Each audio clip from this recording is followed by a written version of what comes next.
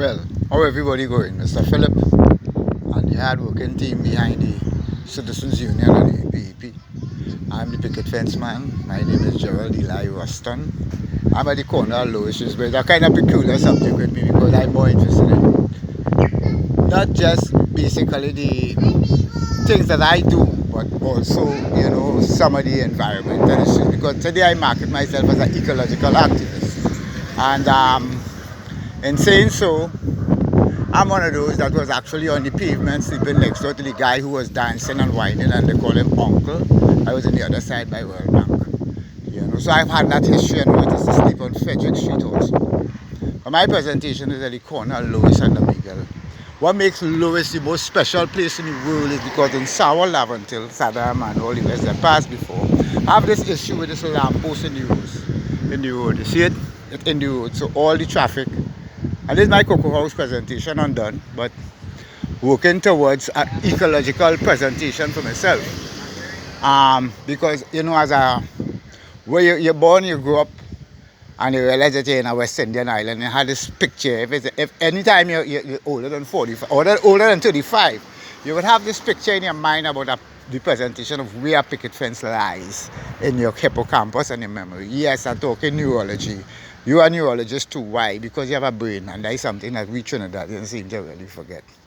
That at least we could start from the one we have to learn how it works. They could teach us that. But in saying so, I come to the concrete picket fence. I would like anybody to Google this. I got the industrial design for the post, right? But the picket fence itself, when it was hoping that it would have gotten some kind of some kind of assistance from structure, if you come up with an intellectual property design, or that the government would have net catching people who going in that direction, or actually considering that they have deprived each one of us for the last 30 years selling the digitized learning as some inspired by God program, and not giving the population. So we're 30 years behind, or how much years it was that this particular approach to education came about.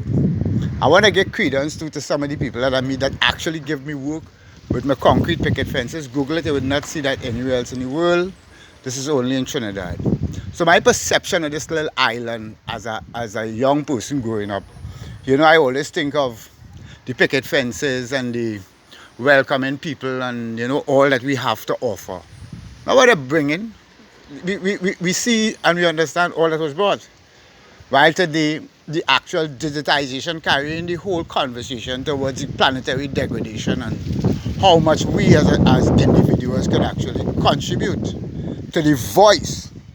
And in so saying, that is what brings me about to my picket fences. Because I see the island as being able to fix after this Dutch disease experience for the last 69 years, or how many years, 59 I think, is that the Dutch disease actually is fixable. And the only person that seems to have a camera, I don't know why Saddam ain't got one, right? But if my objective is basically only to use this 15 minutes to talk about the picket fences that I do, well, this is actually a repurposed thing. I'm into reduce, reuse, upcycle, recycle, repair, resist, There's actually a upcycle pieces that dog bed on sale for 1,500. Right, well, you see the plants on the wall, the kale, right? Plants is the direction I went. The actual repurposing, because I see everything as a fence. I see all those walls across there producing food. I see every Trinidadian with a coffee tree, because we are the ideal environment to grow Robusco coffee, right? We're the only place in the world with that. We are the best cocoa. I would have liked to have a cocoa tree, and I think in the forward following with the cannabis industry, I hope we get some decorticated machines at each regional corporation and try to join the conversation where we would actually have carbon rights to sell. Let it advocate for something for the species, because this world that they create on this planet of ours, it doesn't always seem to be fair to everybody else. So my objective with the story, with the repurposing, upcycling, recycling, reduce, reuse, repair, I also have in it as well. You see the motorbike, that's a repurposed product. The Andy One back chairs is also a repurposed product. Actually, in this street we sleep anywhere. Not like that, but I usually rest here, it doesn't matter, because what we do is that in saying so, I am one of the communities where I actually leave my 20 bowls outside, I sell them for $10 each, and wake up the next morning and got them. It's the respect I earn from being a person who knows Frederick Street and Beg Royal Bank and all the experiences that come along with the era. That particular era that actually, what you would say, when we in Trinidad experienced that pandemic. And most of our approaches to economics and things like that is in that culture. And until we recognize then that they are principle, right, are going forward now with the opportunity, especially with all the opportunities that lie with the reducing of carbon and all these global conversations that is from one side of the narrative, right? I just do this. Actually, I see this as a picket fence also. On one side of the picket fence, it would have troughs, you know. I'm doing some modifications and improvement there, right? And this is the arsenal of tools I have. I lack tools, so because all my tools here, so is this is what I work with, This is what I work with, and I doing things like Mora. I have I just do a picket fence. One of the picket fences is Mora. This Mora right here, so it's more than, let me say, more than 60 years air dry. This Mora, right? I have most of it, right? So I can explain the need for me to represent my art or my creativity as my occupation, because I consider the wastage living in my yard as an ecological activist. So down to the sawdust that I use outside of the plastics that these half of the items that over packaged and over manufactured come in with, right? Is the garbage, because down to the sawdust I could use, right? So I have some sweet potato going in bags. I have some okra. I have my breadfruit tree there. I'm trying some dashing, you know. The principle is that this is our rainforest. We have the opportunity here with digitization. I find my whole yard should be automatically digitized.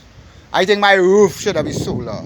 You know, I think we should fall in the conversation and give to the nation the opportunity for them little children, now that we have digitization in our hands, to not no longer be retarded the thinking, but why it is that the education system doesn't teach what the style of thinking that this Sherlock Holmes used, and the emotional management that just teach the actors as children. As a nation, we need to come forward. So what I really do as picket fences, the picket fences, the function usually help determine the height. Sometimes it could be a perimeter fence, or it could be just a hoarding to protect the plants from the dogs, or it could be just a fence between these townhouses and these units, right? Another issue that deserves some mention in here, where they give some people 7 stories tall in the air to live, like if in the future we would need all of them under a separate roof for us to actually be able to sell something. We make nothing. We take all the gifts we get, we rip it up. We take transportation from straight through the island with a manufacturing industry, we thief it out, we mash it up, we throw it away, we do all of that. After this disease, it's time we start to make in TNT.